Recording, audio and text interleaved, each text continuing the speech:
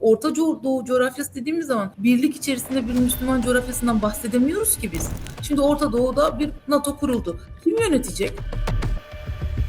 Yunanistan'ın fevri söylemleri hakikaten rahatsız edici düzeye geldi. Yunanistan agresif hareketlerde bulunuyor. Yunanistan-Türkiye meselesi. Yunanistan-Türkiye savaşı çıkar mı? Geçtiğimiz hafta Fransa Başkanı Yunanistan'a gitti. Ne dedi? Türkiye ile bir savaşınız olursa biz sizi destekleyeceğiz. NATO ülkesinin başka bir NATO ülkesine git şu NATO ülkesine saldır biz de sana destek vereceğiz gibi bir söylemde bulunması zaten çok tuhaf bir süreç. Bu siyasi lobiyi din etkiliyor mu? Mesela Trump ve Hristiyanlar arasında bir savaş mı var? Trump'ın inanç ofisindekiler Katolik mi? Hayır, Katolik değil, onlar evangelist. Ben olmasaydım Papa seçilmezdi bile dedi. Beyaz Saray'da kaç kere Trump'ı kutsadılar ve onu Hz. İsa'nın varisi olarak gösterdiler. Bu şekilde kendisine fetva aldı. Kameralar önünde kendisini kutsallattırdı. Biz mecliste bir Fatiha okusak dünya ayağa kalkar. Bir İslam Birliği, iki Türk Birliği. Bunların olması çok güzel ve benim ümit ettiğim şeyler. İster miyim? Çok isterim. Türkiye, Pakistan, Suudi Arabistan gibi.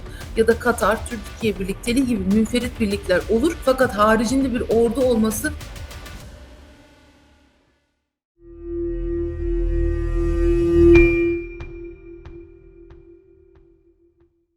Canan Hocam nasılsınız? Teşekkür ederim Ayşe Hanım. Sizi nasıl kırabilirim? Sizin gibi nadide bir insanı kırmak tabii ki mümkün değil. Teşekkür ediyorum beni konuk olarak aldığınız için. Gayet iyiyim. Sağ olun. Çok teşekkürler. Güzelliğiniz, zarafetiniz, enerjiniz ve bilginizle bugün bizlerle beraber olacaksınız. Biz teşekkür ediyoruz. Böyle karşılıklı birbirimize öğretiyoruz. Tamam. İzleyiciler önemli değil zaten. Önemli olan kadının enerjisinin yüksek olması, moralinin yüksek olması. Geri kalanlar zaten bir şekilde halloluyor. Evet, biz kadınlar olarak bir kadın kadının yurdudur diyoruz ve kadın dayanışması sizin gibi kıymetli hocalarımızın sayısı da okullarda, üniversitelerde artmasını diliyoruz. Şimdi siz de bir eğitimci olarak son günlerde, özellikle son haftalarda biliyorsunuz Türkiye'de çok üzücü okullara silahlı saldırılar düzenlendi ve onlarca çocuğumuzu maalesef toprağa verdik. Özellikle en son işte bu Maraş saldırısı, orada okullara silahlı saldırı. Biz bu manzarayı ABD'de okullarda görmeye alışıktık ama nasıl değerlendiriyorsunuz? Artık veliler de endişeli. Çok acı bir süreç. Okul tabii yuvadır. Çocuğun ikinci yuvasıdır. Geliştiği, öğrendiği, hayata ilk adım attığı yer, ilk sosyalleştiği yerdir. Çok acı bir durum. Çok üzüldük. Hepimiz çok üzüldük. Hakikaten günlerce üzüntüsünü atamadık. Benzer olaylar zaman zaman üniversitelerde de cereyan etmeye başladı. Ama tabii medyanın görünür kılması da burada biraz daha önemli oldu eskiye oranla. Çok acı bir süreç. Gerçekten çok acı bir süreç. Ancak tabii burada belki de şunu düşünmek lazım. Bundan sonra ne yapılabilir? Olan oldu artık. Bundan sonra ne tarz önlemler alabiliriz biz? Aileler olarak ne yapabiliriz? Üniversite olarak ne yapabiliriz? Eğitim olarak, Eğitim Bakanlığı olarak ne yapabiliriz? Biraz daha bunun üzerine düşünmek gerekiyor. Benim yıllardır telaffuz ettiğim bir şey var. Biz hep öğretim odaklı genç yetiştiriyoruz.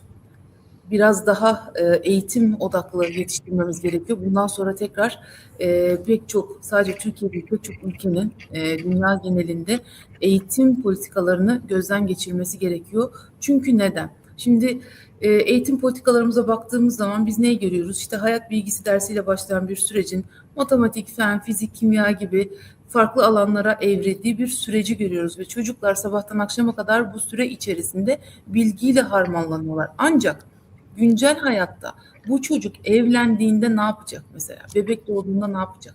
Bütçe yönetimini nasıl sağlayacak? Biz bunları öğretemiyoruz maalesef. Müfredatta bunlar yer almıyor. Halbuki eğitim insanı hayata hazırlar. Hem maddi hem manevi olarak hazırlar. Evet, bilgi alacak ki önümüzdeki süreçte bir meslek edinsin, toplum içerisinde bir yere edinsin. Aynı zamanda tabii ki gelir kaynağını da elde etsin, kendini gerçekleştirsin. Ama diğer tarafta kişisel gelişiminin de olması gerekiyor. Bunun için de ne gerekiyor? İlkokuldan itibaren bir akran zorbalığı, bakın bu gördüğümüz, yaşadığımız şeyler maalesef akran zorbalığının ayyuka çıkmış hali. Akran zorbalığına karşı ne yapılabilir? Kavga eden arkadaşlar nasıl barışırlar? Bakın bazen çocuklar birbirlerini çok seviyorlar. İşte bir ay, 2 ay çok mutlu oluyorlar, arkadaş oluyorlar. Sonra birden bir kavga ediyorlar. bir daha görüşmüyorlar. Ama bazen o kavgalardan sonra taraflar görüşmek istiyor ama barışı nasıl yapacaklarını bilmiyorlar. Ya da bir taraf barışa geldiği zaman diğer taraf ona nasıl tepki vereceğini bilmiyor. Yani en temel şey nedir? Tartışmak ve barışmak, ya da tartıştığım bir insanla olayı kapatıp hayata devam edebilmek. Biz çocuklara bunu en başta öğretebilmeliyiz. Çünkü hayat bir serüven. Anaokulunda başlıyor, üniversiteye kadar devam ediyor. Akabinde de zaten bireysel dönem geliyor. Bu dönem içerisinde, toplum içerisinde yaşamayı öğrenmesi gerekir. Neye alınıp neye alınmaması gerektiğini öğrenmesi gerekir. Çarptığı bir insandan özür dilemesini öğrenmesi gerekir. Ve bunların öğrenileceği temeller okuldur. Neden okuldur? Tabii ki aile asıl eğitim vermesi gereken. Ancak şu saatten sonra bütün ailelere ulaşmak çok zor. Biz artık yeni ailelere ulaşabiliriz. Bu da nedir? İlkokulda akran zorbalığına karşı çocuklara barışmak nedir, birlikte oynamak nedir, paylaşmak nedir, bu değerlerin verilmesi, işte kadına öncelik tanınması, kadına karşı kibarlık yapılması, ailenin nasıl olması gerektiği, kadın erkek ilişkileri anlatılmalı. Ortaokulda farklı dersler verilmeli. Liseye gelindiğinde de nasıl eş seçilir? Aile bütçesi nasıl yapılır? Ağlayan bebek nasıl susturulur? Bunu anlatmak gerekir. Tabii ki bütün müfredatta değil, ancak haftada 2 saatlik derslerle, kişisel gelişim dersleriyle bunlar uygulamalı derslerle çok güzel anlatılabilir. Peki bundan sonra ne olacak? Çünkü çocuk lisede biriyle tanışıyor, ayrılıyor. Üniversitede 5 kişiyle tanışıyor, ayrılıyor. Evlenmeye karar veriyor. Birden evleniyorlar. Çok mutlular. Çocuk oluyor, sabaha kadar ağlıyor. İkinci çocuk oluyor. Birden boşanıyorlar. Aileler mutsuz. Çocuklar annelerin babaların tutumundaki tutarsızlıktan dolayı şiddet eğilimli olabiliyor. Dolayısıyla şimdi biz nesil yetiştiriyorsak bundan sonraki süreçte nasıl daha iyi bir toplum inşa ederiz? Bunu da nesile vermemiz gerekiyor. Lisede özellikle eş seçimi, evlilik, yemek yapma, akraba ilişkileri ya da işte kadın erkek ilişkilerin yanında tabii ki kayınvalide kayınpeder ilişkileri de çok önemli. Siz bir insanla evlenmiyorsunuz. Siz bir insan ve bir insanın ailesiyle, yeni bir aileyle de evleniyorsunuz. Dolayısıyla hem gelinlik, hem damatlık, hem kayınvalidelik, hem kayınpederlik, bunlarla ilgili bilgilerin de verilmesi gerekiyor. Yani okul dediğimiz yer aslında bir sosyalleşme eğitiminin de verildiği bir yer olmalı. Ki aileler sağlam olsun. Bakın, boşanma oranları gün geçtikçe artıyor. Çocuklar problemli. Bütçelemede problem var. İnsanlara bakıyorsunuz, maddi sıkıntı çekiyorlar. Aile ve annelik, babalık, kayınvalidelik, kayınpederlik, dedelik rolleri değişmiş. Biz bugün dedelerin de yani bizim zamanımızdaki dedelerden çok farklı hareket ettiğini görüyoruz. Neden? Ama sen bir gün dede olacaksın, bir gün anne olacaksın. Ve anne olduğun gün öğretmen de olacaksın. Öğretmen olduğun gün aynı zamanda da bir eş olacaksın. Bu rollerin birbirine karışmaması için daha önceden temel eğitimlerin verilmesi gerekiyor. Bundan sonra belki biraz da buna yönelmek gerekiyor. Neden? Şimdi bizler anneleri evde büyüyen nesildik. Şimdi bizim ailelerimiz genellikle baba çalışıp anne evde olan ve aile büyükleriyle yaşanan, işte geniş ailelerin, geniş mahallelerin, komşuluk ilişkilerinin yoğun olduğu dönemlerden biz geçip bugüne geldik. Dolayısıyla bizde bu ciddi anlamda böyle bir eksiklik olmadı. Çünkü biz zaten gördük ve öğrendik. Fakat yeni nesil anne baba çalışıyor. Aileler şehir dışında ya da uzakta çalışıyorlar. Büyük anneler, büyük babalar. Dolayısıyla komşuluk ilişkileri çok zayıf. İnsanlar zaten geceleri eve gelip yemek yiyip yatıp hafta sonunda zaten dışarıda geçiriyorlar. Komşuluk ilişkileri de gelişmiyor. Bu çocuk nereden öğrenecek? Misafiri nasıl ağırlaması gerektiğini, çocuğuna nasıl davranması gerektiğini, bunların hepsini ailede öğrenmesi gerekiyor aslında. Ya da bütçeyi nasıl yapacak? Bir sürü bir şeyler. Bunları hani bir nasihat verecek babaanneler, dedeler yok ki artık evin içinde, öyle değil mi? Eskiden hep kızım bak aman şöyle yap, aman böyle yap. Biz hep bunlarla büyüdük. Ama artık dönem değişti. Dönem insanların aktif olarak çalıştığı bir dönem olduğu için bu eğitimleri de bundan sonraki süreçte okul vermeli. Fakat hani okul sabahtan akşama kadar sadece bilgi yüklenilen yer değil, çocukların sosyalleşmeyi de öğrendiği, yeni nesilde annelerin, babaların sağlıklı yetiştiği bir yer olarak ortaya çıkmalı. Bunun için de çok önemli devrimlerin eğitim adına yapılması gerekiyor. Sadece Türkiye'de değil, dünya genelinde. Çünkü küreselleşmenin bir getirisi de bize bu oldu diyebiliriz.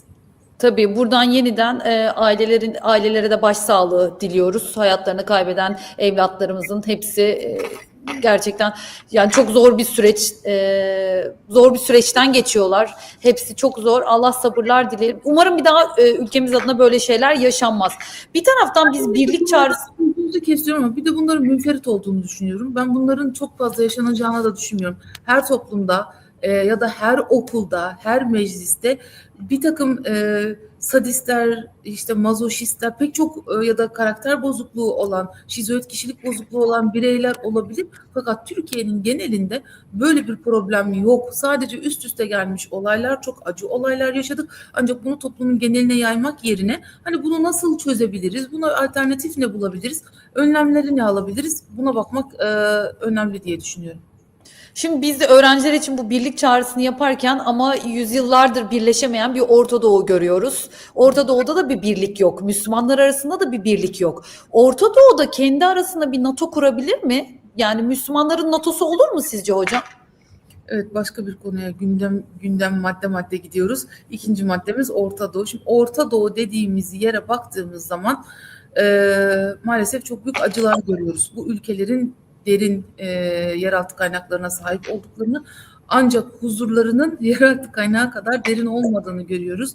Şimdi Orta Doğu'ya baktığımız zaman biz Sünni ve Şii savaşlarını, yani proxy war şeklinde, yani vekalet savaşı şeklinde Bahreyn'de, Yemen'de, Suriye'de, Lübnan'da pek çok sahada gördük. Sünnilerin arasındaki kutuplaşmayı gördük. Birleşik Arap Emirlikleri ve Suudi Arabistan arasında yine proxy war'ların Yemen gibi sahalarda, Sudan gibi sahalarda olduğunu gördük. Peki bu bize neyi getiriyor? Şimdi Müslüman NATO'su olur mu? İşte İslam Birliği olur mu? Söylemleri çok fazla son zamanda gündeme geldi. Özellikle Gazze Savaşı'ndan sonra geldi. Ardından Hamas'ın biliyorsunuz merkezinin Katar'da vurulmasının üzerine Mısır'dan böyle bir talep geldi. Ancak Mısır daha öncesinde İsrail'le partnerlik yapıyordu. Bu da önemli. Gazze kapısını açmamıştı mesela. Refah kapısını açmaması çok fazla olay olmuştu. Sonra apar topar bu konu kapandı. Şimdi tekrar Hürmüz'ün kapanmasıyla gündeme geldi. Bu ülkelere baktığımızda evet, İslam ordusu olabilir mi sorusunu soruyoruz, fakat bu ülkeler kendi içlerinde zaten savaş halindeler. Bakın şimdi İran Savaşı'ndan bahsediyoruz. İran'da savaş olduğunda biz ne gördük? İran'ın Orta Doğu'daki diğer ülkeleri ciddi anlamda taciz ateşine tuttuğunu gördük. Buradaki Amerikan üslerini vurduk, bombaladığını gördük. Evet, peki sadece Amerikan üsleriyle mi sınırlı kaldı? Birleşik Arap Emirlikleri'ne mesela kalmadı. Şimdi ülkelere baktığımızda kendi içlerinde, ya da İran-Irak Savaşı'na bakalım. Yıllarca süren İran-Irak Savaşı'na bakalım. Ya da Yemen'deki bölünmeye bakalım. Ya da Libya'da iç savaş çıktı. Peki taraflar nelerdi? Şimdi Suriye Savaşı'ndan bahsediyoruz. 10 küsur sene sürdü. Irak'tan bahsediyoruz. Amerika işte oraya demokrasi getireceğim diye girdi. 10 seneden fazla orada kaldı. İşte iç savaş çıktı vesaire. Çok büyük katliamlar oldu. Çok büyük acılar çekti. Neden çekti? Çünkü İslam ülkeleri içerisinde farklı gruplar orada paramiliter ordularla bulundular, onları beslediler ve savaş yıllara yayıldı. Bakın, dış bir unsur var mıydı? Fransız askeri var mıydı mesela şeyde nerede? Irak Savaşı'nda. Fransız geldi de işgal mi etti? Manda yönetimi mi getirdi? Hayır. İşte nedir? Farklı grupların desteklediği gruplar, terörist gruplar, paramiliter ordular, ismini ne koymak isterseniz koyun, çatışma çıkarttılar, sivil halka yöneldiler, birbirlerini katlettiler ve akabinde yıllarca süren faciayı biz gördük. Dolayısıyla Orta Doğu coğrafyası dediğimiz zaman birlik içerisinde bir Müslüman coğrafyasından bahsedemiyoruz ki biz. Şimdi Orta Doğu'da bir NATO kuruldu. Kim yönetecek? Bakın, 1 Mayıs itibariyle Birleşik Arap Emirlikleri OPEC'ten çıkıyor. Biliyorsunuz OPEC çok önemli. OPEC'ten niye çıkıyor? Çünkü Suudi Arabistan'la anlaşamıyor. Kendi işte yeraltı rezervleri çok fazla, daha fazla petrol üretmek istiyor, fakat OPEC'in bir sınırı var. OPEC'te de baş aktör olarak biz kimi görüyoruz? Suudi Arabistan'ı görüyoruz. 2021'de çıkmak istedi, çıkmadı. 23'te çıkmak istedi, çıkmadı. Şimdi bunu öngörerek önümüzdeki süreçte kendisi hareket etmek istiyor. OPEC bile dağılıyor. Böyle bir durumda ben açıkçası İslam ordusunun kurulacağını ya da devam edeceğini düşünmüyorum. Ancak münferit birlikler, işte Türkiye, Pakistan, Suudi Arabistan gibi ya da Katar, Türkiye birlikteliği gibi münferit birlikler olur. Fakat haricinde bir ordu olması maalesef şu an çok mümkün gözükmüyor. Birleşik Arap Emirlikleri'nin İbrahim Anlaşması var. Ne demek İbrahim Anlaşması? İsrail'le savaşmama, ticaret ve pek çok alanda ortaklık anlaşması. Yani şimdi Birleşik Arap Emirlikleri ile İsrail'in İbrahim Anlaşması yaptığı bir dönemde ya da Bahreyn'in İbrahim Anlaşması yaptığı bir dönemde Gazze için İslam ordusu nasıl kurulacak? Bunun içerisinde Gazze'ye biliyorsunuz İsrail saldırıyor zaten. Birleşik Arap Emirlikleri nasıl kurulacak mesela? En basit bir soru. Ya işte sabah da bir yayın vardı bu konuda. Körfez'den bir akademisyen bağlandı. Körfez ülkeleri artık uyandılar, bunun önemini anladılar. Ya Körfez ülkelerinin uyanmaları için bombardımana mı maruz kalmaları gerekiyordu? Libya'da, Yemen'de, Ürdün'de pek çok alanda yıllarca savaşı biz gördük. Yani bugün A sahasında, işte 5 sene sonra B sahasında, 4 sene sonra C sahasında gördük. Bu süre içerisinde neden birleşmediler? İslam ordusu deniliyor. Peki Katar'a geçtiğimiz yıllarda ambargo uygulayan ülkeler hangileriydi? Dolayısıyla İslam ülkeleri içerisinde bir birlik maalesef yok. Fakat çok büyük yeraltı kaynakları var ve bu birlik olmadığı için de güvenlikte ya Amerika'ya bağımlı yaşıyorlar. Şimdi işte Pakistan ekseni biraz daha aktif oldu. Başka ülkelere bağımlı yaşamak zorunda kalıyorlar. Çünkü maalesef iç çatışmaları kendi içlerinde devam ediyor. Bu da çok acı bir durum. Bunu da belirtmek istiyorum. Evet, bir de bu birlik deyince aklıma şey geldi. Hep şu konuşuluyordu. Türk birlikleri kurulacak. Siz ileride böyle bir Türk birliklerinin kurulacağını öngörüyor musunuz? Ne dersiniz? Şimdi bakın, bir İslam Birliği, iki Türk Birliği, bunların olması çok güzel ve benim ümit ettiğim şeyler. Hani ben çok şu anda İslam ordusu ya da işte Orta Doğu Birliği konusunda ümiti var değilim ama ister miyim? Çok isterim. Tabii ki isterim. Şimdi Türkiye'nin rolü burada çok önemli. Biz Orta Doğu'daki savaşlarda bulunmadık. Bu çok önemli. Şimdi bir, mezhep savaşları oldu. İki, Sünniler içerisinde savaşlar oldu. Türkiye bunların hep dışında kaldı. Bu o kadar güzel bir özellikti ki biz tabii ki Cumhuriyet'le birlikte yurtta sulh ve cihanda sulh ilkesini kendimize benimsedik ve bu çerçevede Afrika'da, Orta Doğu'da, pek çok coğrafyada, sadece de Balkanlar'da barış için var olduk. Hiçbir zaman ne istila için, ne yayılmak için, ne de yeraltı kaynaklarına sahip olmak ya da yönetmek için var olmadık. Bu çok önemli ve bunun meyvesini yıllarca çok yedik. Ve diğer ülkeler savunmalarını ya NATO'ya bağlarken, ya Amerika'ya bağlarken ya da farklı unsurların arkasına sığınırken biz hep kendi bütçemizi kendimiz organize ederek savunma paktımızı ve savunma aynı zamanda kendi varlığımızı geliştirdik. Bu bize çok büyük bir avantaj kazandırdı. Şimdi Orta Doğu ülkelerinde evet petrol var, gaz var, yeraltı rezervleri çok kıymetli. Ama Orta Asya ülkelerinde de yine bu elementler, nadir elementler, gaz, petrol ve pek çok unsur, işte bakır, çinko çok fazla var. Ve bu ülkeler, özellikle Orta Asya ve Türkiye, biliyorsunuz orta kuşak üzerinde, yani Asya'nın Avrupa'ya bağlandığı, Afrika'ya bağlandığı çok kıymetli kuşak üzerinde bulunuyorlar. Ve Türk birliklerinin kurulması demek aslında dünyada yeni bir gücün, yeni bir barış gücünün, yeni bir adalet gücünün kurulması demek. Bu mümkün mü? Bu daha kolay gözüküyor. Neden daha kolay gözüküyor? Çünkü şimdi Orta Doğu ülkelerinde evet yeraltı kaynakları var ama hala proxy war'lar bitmedi. Bakın Yemen diyorum. Yemen'de bir devlet vardı. Daha sonra Yemen'deki devlet kuzeydeki Hutilerin ayrılmasıyla birlikte çok büyük savaşlar, çok büyük maalesef katliamlar olmasıyla birlikte ikiye ayrıldı. Kuzeyde Husiler, yani Şii destekli gruplar, güneyde de Sünnilerin olduğu grup vardı. Peki daha sonra ne oldu? 2019 yılı itibariyle güneydeki grubun da ikiye bölündüğünü, Suriye İslam destekliler ve Güney kuvvetleri, Güney destek güçleri vesaire, Birleşik Arap Emirlikleri destekli kuvvetler olmak üzere onun da kendi iç çatışmasına şahit olduk. Yani bu kadar acıların yaşandığı bir coğrafyada bütünleşme şu an için çok belki kısmi olarak gerçekleşebilir, ancak Orta Asya Türkleri, bu Türk Devletleri Teşkilatı'nın çalışmaları, Sovyet Sosyalist Cumhuriyetler Birliği'nin dağılmasıyla başlayan süreçte hep dillendirilen o Türk Birliği'nin en azından savunma paktı ve tabii ki ticaret anlaşması anlamında oluşması çok daha kolay gözüküyor. Çünkü bu ülkeler topun ağzındalar. Rusya-Ukrayna Savaşı başladığında biz şunu gördük. Benim de çok fazla öğrencim var. Uluslararası ilişkiler olduğumuz için biz, zaten benim derslerimin hepsi İngilizce. Türk öğrenci daha az oluyor ya da hiç olmuyor. Master'da, doktorda şu an mesela benim hiç dersim yok. Geçen dönemde yine master ve doktorda hiç Türk öğrencim yoktu. Orta Asya'dan gelenler çok fazla, Avrupa'dan Erasmus'ta gelenler çok fazla oluyor. Afrika'dan gelenler çok fazla oluyor.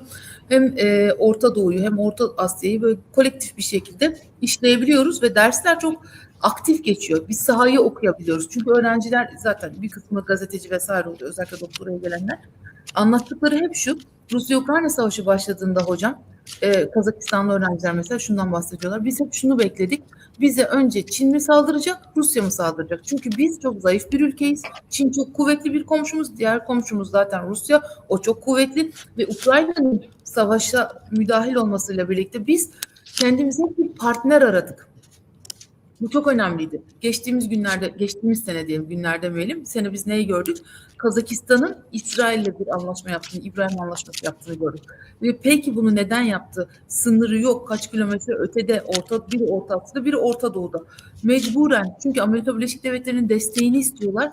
Rusya savaşı açarsa ya da Çin savaş açarsa bu ülkelere hangi ülke destek olacak?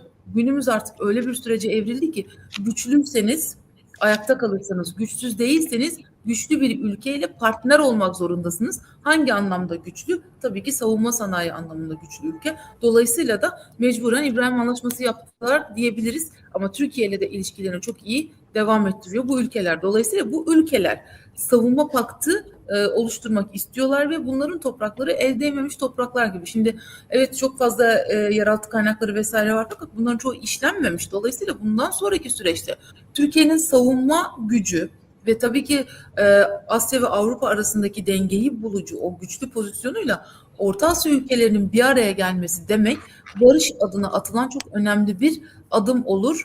Çok da gereklidir. Ben Diyorsun. bunun önümüzdeki süreçte olma ihtimalini açıkçası çok fazla görüyorum ve bu pakta ardından Afganistan ve Pakistan'ın katılmasıyla birlikte muhtemelen Orta Doğu'dan da katılanlar olacaktır. Yani bunun merkezi Orta Asya olacaktır, Türk Cumhuriyetleri olacaktır. Türkiye'nin muhtemelen önderliğinde gidecektir bu süreç.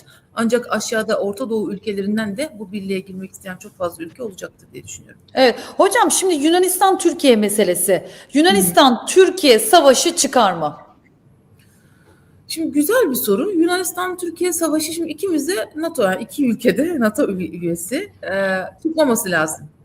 Ancak Yunanistan'ın fevri söylemleri hakikaten rahatsız edici düzeye geldi. Ve Türkiye çok olgunlukla karşılıyor bu söylemleri. Ancak biz nereye kadar olgunlukla karşılarız? Bizim savunma kapasitemiz ve tabii ki Yunanistan'ın savunma kapasitesi mukayese edilmez. Biz NATO'nun en büyük ikinci ordusuyuz. Ve yıllardır bakın bize suni olarak ürettirilen bir terör problemi var. Bizi yıpratmak için üretilen bu problem aslında bizim savunma sanayimizin gelişmesine sebep oldu. Aslında bizim askerimizin dinamik olmasına, ordumuzun genç olmasına, kuvvetli olmasına ve tabii ki savunma sanayi yatırımlarının artmasına sebebiyet verdi. Şimdi aslında bu terör unsurlarını suni olarak yetiştirip üzerimize salan unsurlar bizim bundan güçleneceğimizi tahmin etmiyorlardı. Fakat geldiğimiz noktada biz büyük ordumuz, kuvvetli savunma sanayimizi dünyanın en önemli drone ihracatçısı, savaş İHA ve SİHA ihracatçısı ülkelerinden biri haline geldik. Şimdi bakın manzaraya, yani zararımızda olacak bir süreç bizim avantajımızda oldu. Tabii ki biz Yunanistan'a acayip fark attık. Şu anda savunma sanayi açısından iki ülkeyi zaten mukayese etmek mümkün değil. Ordu olarak mukayese etmek mümkün değil. Popülasyon olarak, toprak büyüklüğü olarak hiçbir şekilde mümkün değil. Ancak Yunanistan çok agresif hareketlerde bulunuyor ve biz bunu biraz önce de belirttiğim gibi soğukkanlılıkla karşılıyoruz. İstersen bunu çok hafif açabilirim. Tabii lütfen. Şimdi mesela Donald Trump'ın ikinci dönem başkanlığıyla istersen başlayalım. 2025 sene Ocak ayıyla başlayalım. Biz ne gördük? Yunanistan'da Amerika Birleşik Devletleri'ndeki bir resepsiyonda Donald Trump'a Yunanistan'dan bir psikoposun İstanbul'un alınması yönündeki telkinlerini duyduk. İşte bu anahtardır, İstanbul'un anahtarıdır, sen Konstantin'sin, İstanbul'u al, kameraların önünde resmen denildi. Bu ama Yunanistan tarafından kınanmadı. Bireysel bir söylemdir diye bir söylem yapılmadı. Dolayısıyla şimdi ikimiz de NATO üyesiyiz ve biz Yunanistan'a karşı hiçbir sivri söylemde bulunmuyoruz. Biz Osmanlı torunuyuz. 600 sene aynı bayrak altında yaşadık. Dolayısıyla biz komşuluk ilişkilerimizi resmi ve seviyeli bir şekilde, dengeli bir şekilde devam ettiriyoruz. Ancak Yunanistan tarafından bu tarz tacizler maalesef bize karşı yapılıyor. Bununla başlayan bir süreci gördük. Ardından ne oldu? Bakın geçtiğimiz hafta Fransa Başkanı Yunanistan'a gitti. Ne dedi? Türkiye ile bir savaşınız olursa biz sizi destekleyeceğiz. Bizim Yunanistan'la savaşmak gibi bir derdimiz kesinlikle yok. Biz zaten istemiyoruz. Bizim doktrinimiz Müslüman, Hristiyan ayırt etmeden, komşumuz ya da komşumuz olmayan ülkeler arasında bir ayrım gözetmeden barış, bu kadar. Biz istemiyoruz, biz savaş istemiyoruz. Biz kendimizi geliştirmekle, kendi içimizi, ekonomimizi daha iyi hale getirmekle, yaşam standartlarımızı yükseltmekle ilgilenen bir ülkeyiz. Kan dökmekle işimiz yok, toprak almakla işimiz Evet. yok, bunlarla işimiz yok. Fakat Yunanistan maalesef Fransa ile bir birliktelik kurmaya çalışıyor ve İsrail ile biliyorsunuz anlaşmaları var. Güney Kıbrıs, Yunanistan, İsrail ve Fransa'nın birlikteliği Akdeniz'de, Doğu Akdeniz'de bir alan açma ve buranın büyük biliyorsunuz yeraltı kaynakları var, doğal gaz sahaları var. Bu doğal gaz sahalarını kullanmak ve aynı zamanda stratejik olarak bu bölgeyi elde etmek istiyorlar.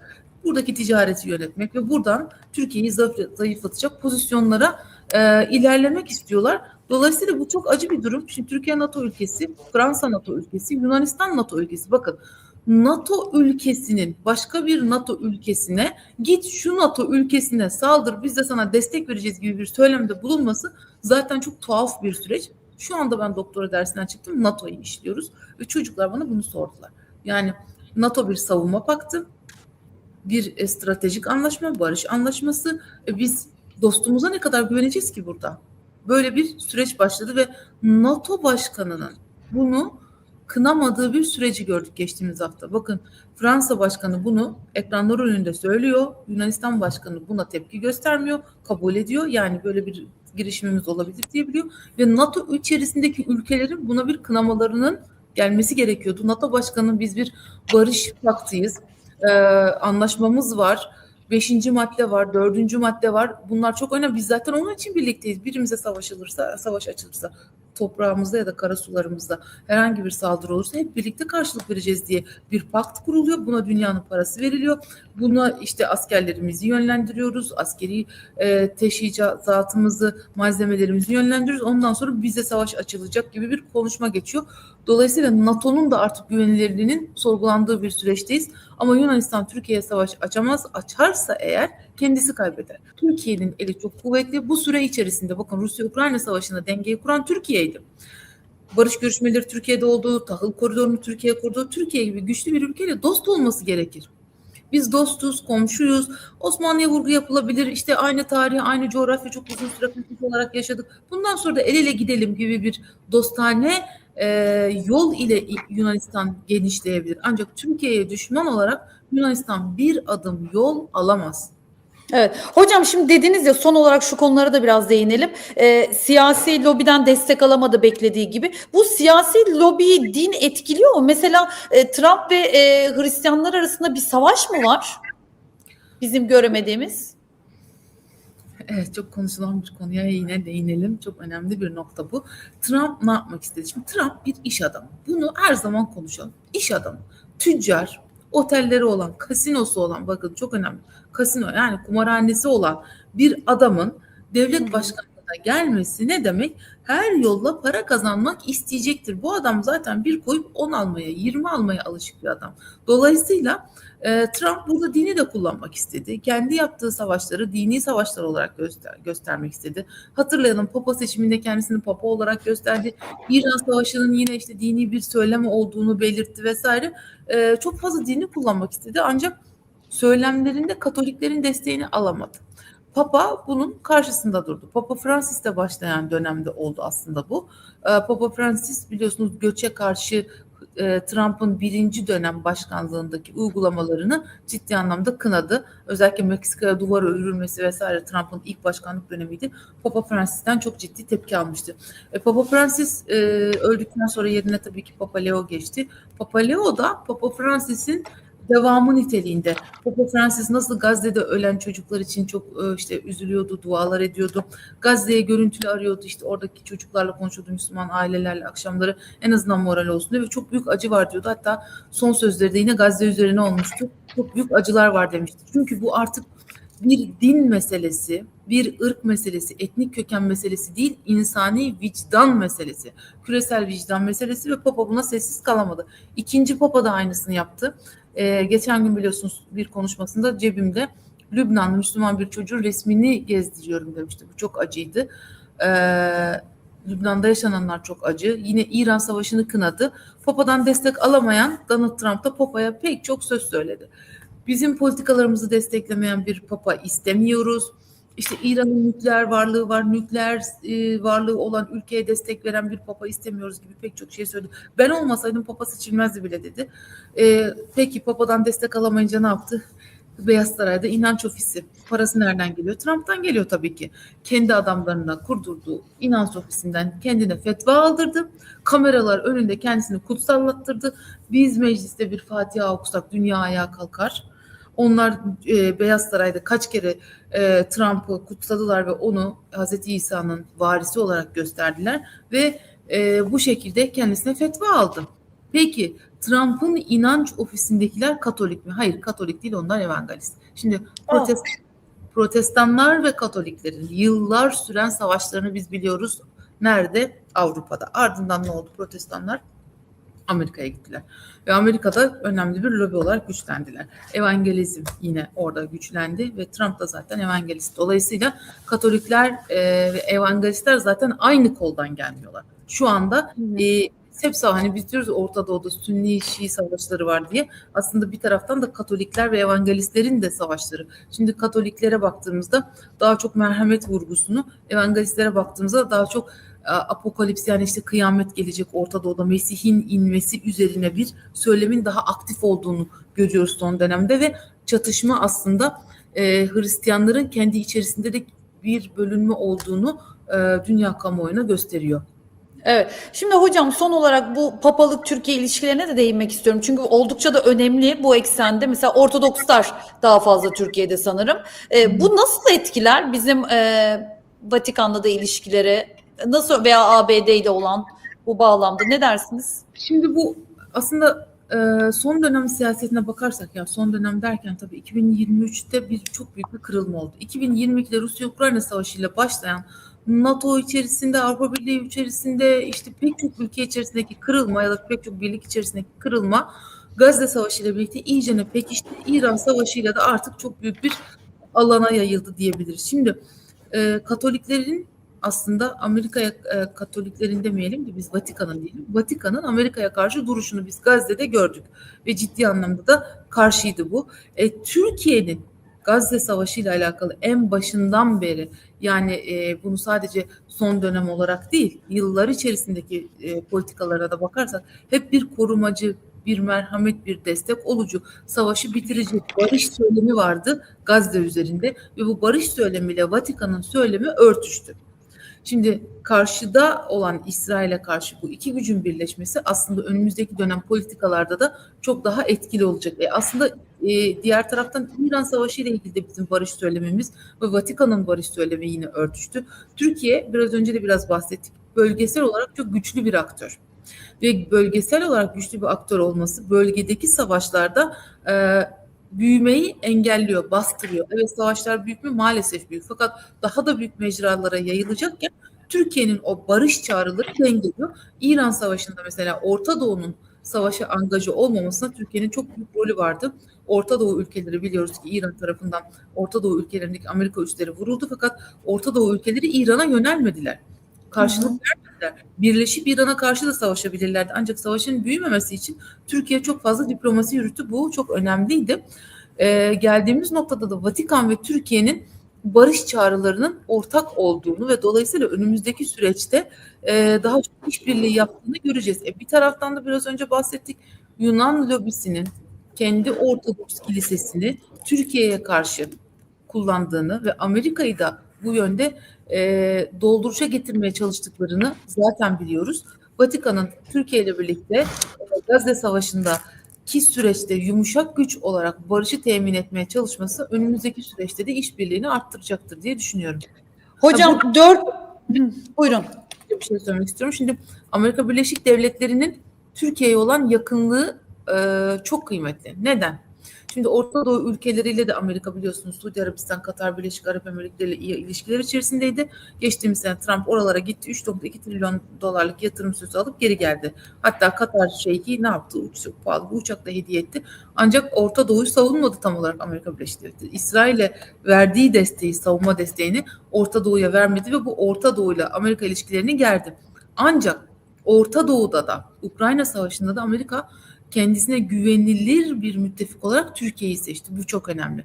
Şimdi Türkiye duruşuyla savaş açmayan, barış içinde, barış görüşmeleri içinde çok muteber bir aktör ve Türkiye özellikle Donald Trump'la Sayın Cumhurbaşkanımızın dostluğu üzerinden çok önemli politikalar geliştirdi. Ve bu politikalarda pek çok alanda biraz önce bahsettim yani Orta Doğu'da savaşın büyümesini engellediği gibi Trump üzerinde de İsrail baskısına karşı bir denge oluşturdu. Ve bu denge sadece Orta Doğu ülkeleri değil dünya genelinde bir denge oluşturduğu için Vatikan'ın da Türkiye ile iyi ilişkiler içerisinde olması Vatikan'ın içerisinde bir denge oluşturuyor diyebiliriz. Hocam 4 Temmuz'u kritik görüyor musunuz? Başkanlık konuşması yapacak Trump. Sizce umduğu gibi mi geçecek? O desteği alabilecek mi böyle giderse? Şimdi Donald Trump yani ne desek sen söyle Aysu sen söyle ben üzerine söylüyorum. Yani Her gün bizi şaşırtıyor. değişik bir karakter. İlk defa böyle bir başkanlık deneyimiyle karşı karşıyayız. Dünya olarak her gün farklı bir söylemle uyanan, işte dün 8 tane barış getirdim bana Nobel ödülü verin ama biz Kanada'yı 51. eyalet yapacağız. Grönland'ı da ya bize hediye edersiniz ya biz asker zoruyla alacağız diyen bir liderden bahsediyoruz. Bakın yani uluslararası hukuk var, insan hakları var, Birleşmiş Milletler var, o kadar çok kurum var. NATO 2025'inde bununla muhatap oldu. 2026'dayız. Donald Trump'ın söylemlerine bak.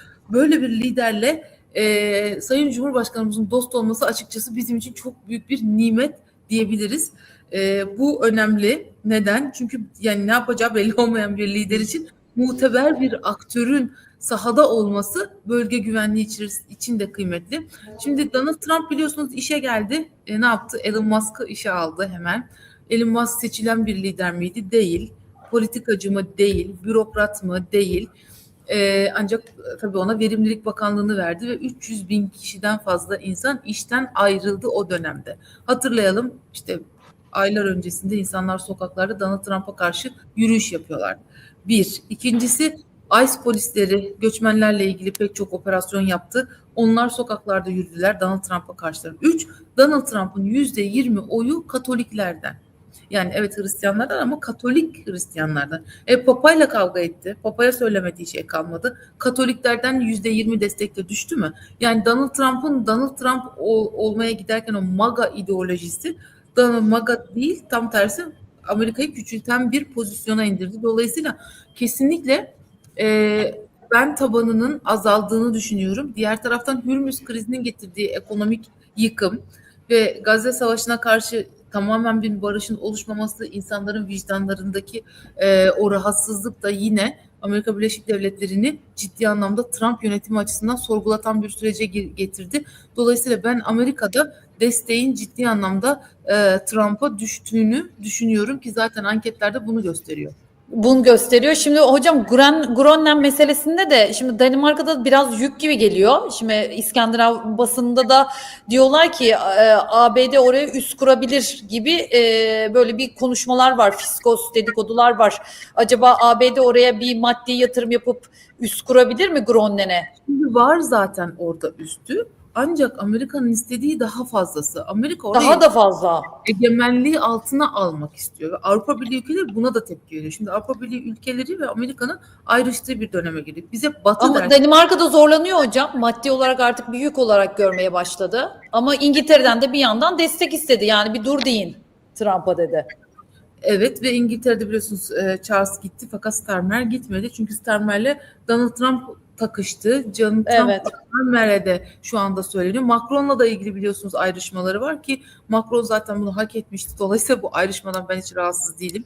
Bir Macron birazcık. İkincisi von der Leyen'in boş açıklamaları. Şimdi televizyon ekranında olmadığım için daha rahat konuşuyorum. Yani bakın von der Leyen özellikle kendi von der Leyen'in kendi siyasi hayatına bakarsak çok da güvenilir bir insan olmadığını zaten göreceğiz. Ben şimdi ayrı bir tartışma konusuna girmek istemiyorum. Merak edenler açıp bakabilirler. Kendisiyle ilgili dosyaları incelesinler rica ediyorum. Diğer taraftan Çin, Rusya ve Türkiye'yi cephe alan açıklamalar yaptı Avrupa Birliği ile alakalı. Biz Çin ve Rusya değiliz. Çin'e baktığımızda Doğu Türkistan meselesi var. Rusya'ya baktığımızda Ukrayna meselesi var. Türkiye Avrupa Birliği'ne aday bir ülke. Dolayısıyla Türkiye gibi bir ülkeyi kalkıp da işte Çin, Rusya ya da İran gibi ülkelerle birleştirmek, Doğu Paktı'nda göstermek tabii ki hiç akıllıca değil. Ki Avrupa Birliği ülkeleri yeni kurulması planlanan ya da düşünülen Avrupa Savunma Birliği içerisinde Türkiye'nin olmasını ısrarla istiyorlar. Türkiye çünkü o ülkelerden çok daha, şu an rahatlıkla söyleyebilirim. Şimdi demokratiklik kavramı çok tartışılan bir kavramdı. Ancak Gazze olaylarında üniversitede sadece basamakta oturan, üniversitenin kapı girişindeki basamakta oturan, üzerinde Filistin bayrağı resimli tişört giyen çocukların dahi sorguya alındığı, gözaltına alındığı bir dönemde Türkiye'nin ne kadar demokratik olduğunu onlara göre söyleyebiliriz. Dolayısıyla Türkiye aday bir ülke, Avrupa Birliği'ne aday bir ülke ve Türkiye'yi Avrupa Birliği'nden uzaklaştırmak isteyen bir von der Leyen var. Kendisi Siyonist lobinin özel seçtiği ve suç dosyası da çok da boş olmayan bir maalesef lider. Hemen ne oldu? Avrupa Birliği ülkelerinden tepki geldi von der Leyen'in bu sözü üzerine. Hayır, biz Türkiye'yi burada görmek istiyoruz. Türkiye bizim için çok önemli bir partner. Türkiye'yi kaybetmek istemiyoruz diye pek çok ülkeden açıklama geldi. Bunlara rağmen Türkiye'yi kendi alanlarında görmek istemeyen von der Leyen yönetimi var. Fakat biliyorsunuz onlar da geçici, zaten geçecekler. Evet. Sonra o tarz liderlerin seçilmeyeceğini ben açıkçası tahmin ediyorum. Çünkü İspanya önderliğinde pek çok ülke artık haksızlıklara hayır demeye başladı. Objektif hareket etmeye başladılar. Bu da hem Avrupa Birliği'nin dönüşümünü, özgür konuşmanın, özgür düşüncenin artık buraya da girdiğini, hem de NATO içerisinde de özgür hareket etmenin mümkün olduğunu gösterir bir sürece bizi itti diyebiliriz. Evet, umarım devamında görürüz. Doktor Canan Tercan hocam bizlerle beraberdi. Hocam değer kattınız programa. İyi ki geldiniz. Çok teşekkür ederim. Çok hızlı konuştum ama süre kısıtlı, sorulara cevap vermek istedim. Umarım tekrar görüşürüz. Evet, yetiştirdik diye düşünüyorum. Yani bomba gerçekten açıklamalar yaptınız. Umarım soruları olanlar da, merak edenler de videonun altına yorumlara yazabilirler. Onları da bir başka bölümde yine Canan hocamla değerlendiririz. Çok teşekkür ediyorum. Yeni bir bölümde görüşmek üzere. Yayınlar. Hoşça kalın. Sağ olun. Görüşmek üzere.